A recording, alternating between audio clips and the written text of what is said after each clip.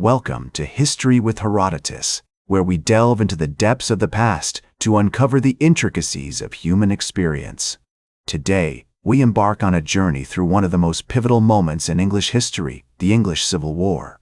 This tumultuous period, spanning from 1642 to 1651, was a crucible of conflict that would forge the very fabric of modern England. In the early 17th century, England was a nation in flux.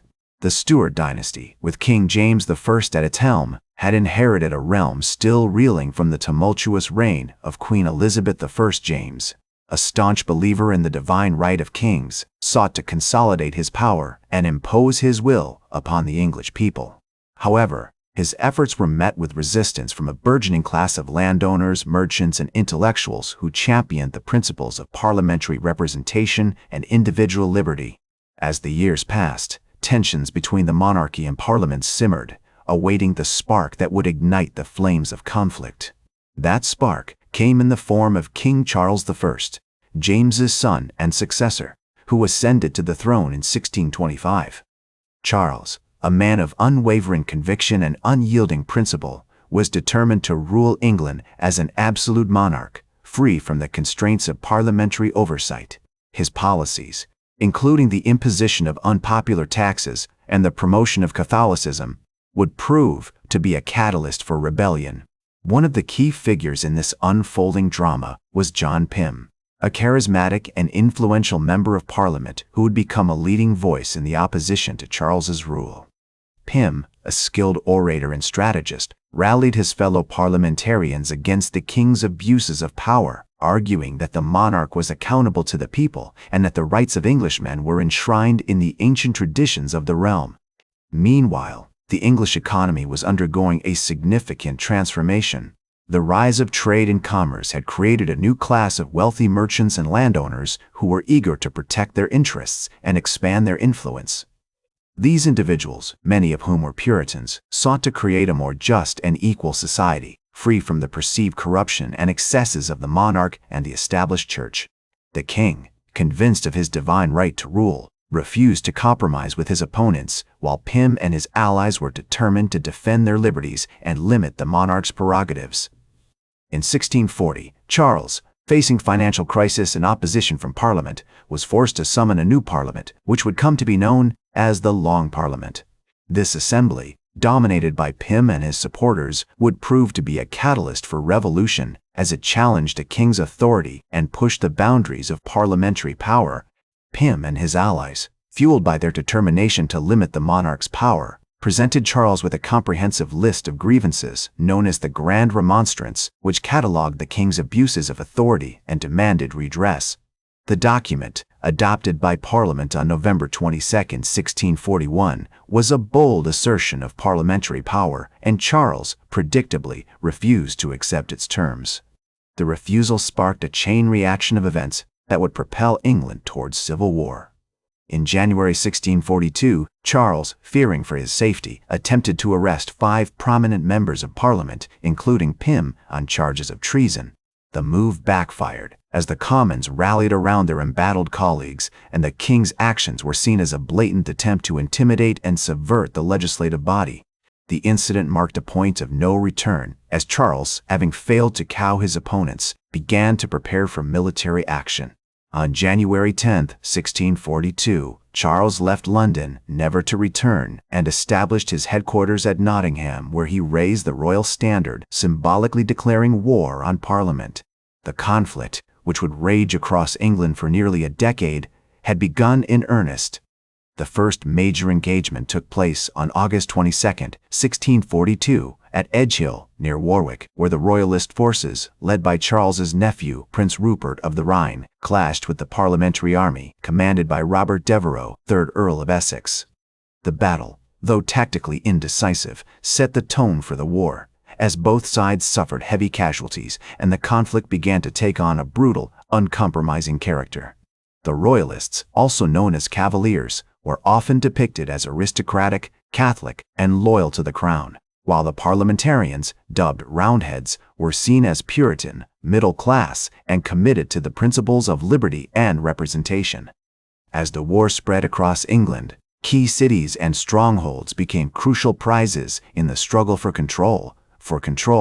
In May 1643, the Royalists captured the strategic city of Reading, which controlled access to London, but the parliamentarians responded by winning a decisive victory at the Battle of Roundway Down on July 13, 1643, near Devizes, which gave them dominance over the West Country. The following year, 1644, proved pivotal in the conflict.